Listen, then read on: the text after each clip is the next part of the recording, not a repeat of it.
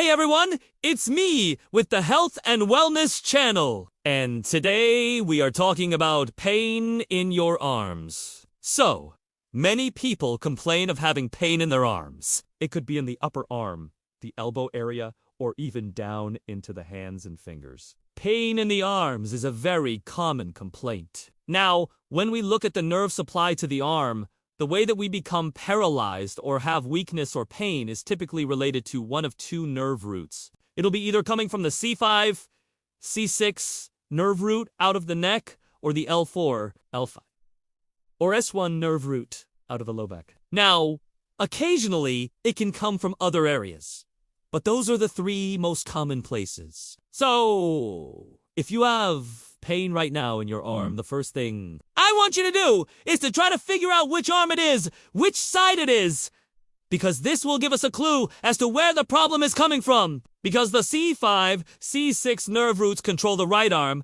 whereas the left arm is controlled by the C7, C8, T1 nerve roots, and then the L4, L5, S1 nerve roots control the left arm. So, if you've got pain in your right arm, it's more likely to be coming from the neck. If you've got pain in your left arm, it's more likely to come from the low back. But again, that's not 100% the time.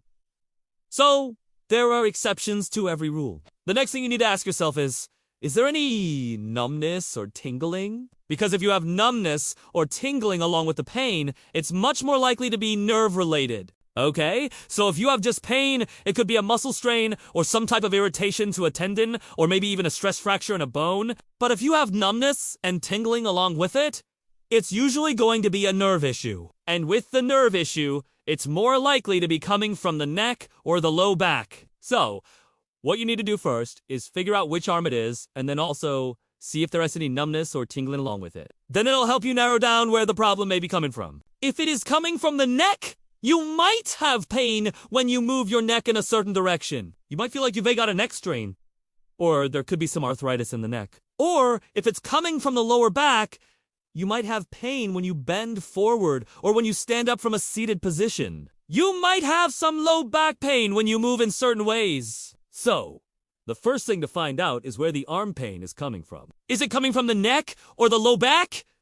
Or is it coming from somewhere else? The next thing I want to talk about is the difference between having pain in your arm while you're lifting something and having pain in your arm while you're doing other activities. So, let's say, for example, that you're at work and you're using a computer mouse and you start getting this sharp pain in your arm or maybe even into your hand and fingers. That would be considered a kind of a static posture type of pain. Static postures are usually repetitive in nature, meaning that you're doing the same motion over and over again and it's causing an irritation to a nerve or to a structure in the neck or in the shoulder. Usually in the shoulder girdle. There's a lot of things that can cause pain in the shoulder girdle, including things like impingement syndrome, inflammation of a tendon, or a tear in a tendon, or even instability of the joint itself. On the other hand, if you have pain in your arm while you're lifting something heavy, that's a different scenario altogether! That S usually related to a muscle strain in the neck or in the shoulder, or even down into the arm.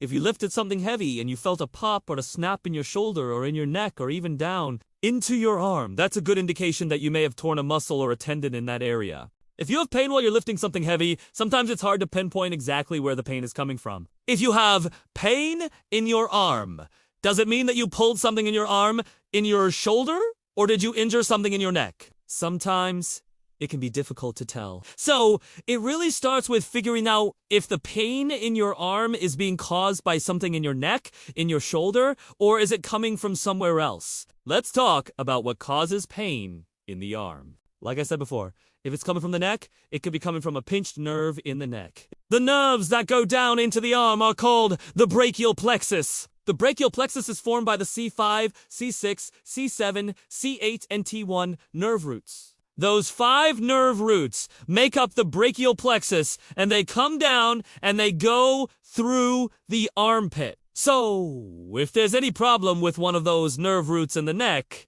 it can cause pain in the arm. If you have pain in your arm that is caused by a C5 or a C6 nerve root, it's usually going to be accompanied by some type of numbness or tingling down into the arm. And you may even have weakness in some of the muscles in the arm. So, If you have a C5 injury, you'll have pain in the arm, and then you'll also have some weakness with certain motions of the shoulder and the arm. So, you might have trouble lifting your arm up or away from the body. Certain motions will cause the pain to come back, and that's usually indicative of a nerve issue, and it's usually coming from a problem in the neck. Just as an example, if you have pain in your arm and you have a hard time lifting your arm straight out to the side like this, that could be a C6 type of palsy or injury.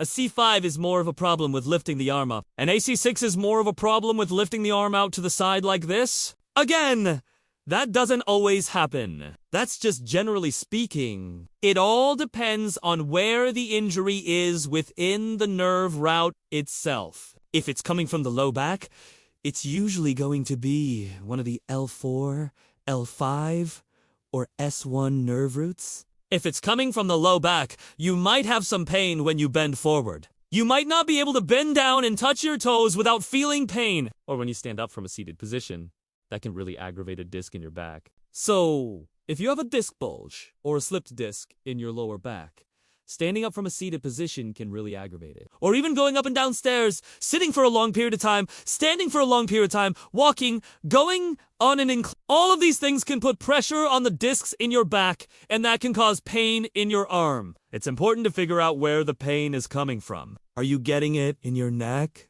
Are you getting it in your arm while you're holding a phone in your hand? Are you getting it while you're using a computer mouse? Are you getting it while you're lifting something heavy? Are you getting it while you're sleeping on your shoulder? There are so many scenarios in which you can get pain in your arm. The key is to figure out what activity makes it better or worse. And this will give you a clue as to what the problem might be. If you have pain in your arm and you're trying to figure out what caused it, think about what happened right before the pain started. Did you sleep on it funny? Did you use your arm in a different way than normal? Did you lift something heavy? Did you have a trauma or an injury to the area? Was it gradual in nature? Did it start getting worse over a period of days or weeks? All of these things will give you a clue as to what the problem might be. Is it a muscle strain in the shoulder? Is it a nerve problem in the neck or in the low back? Is it a joint problem?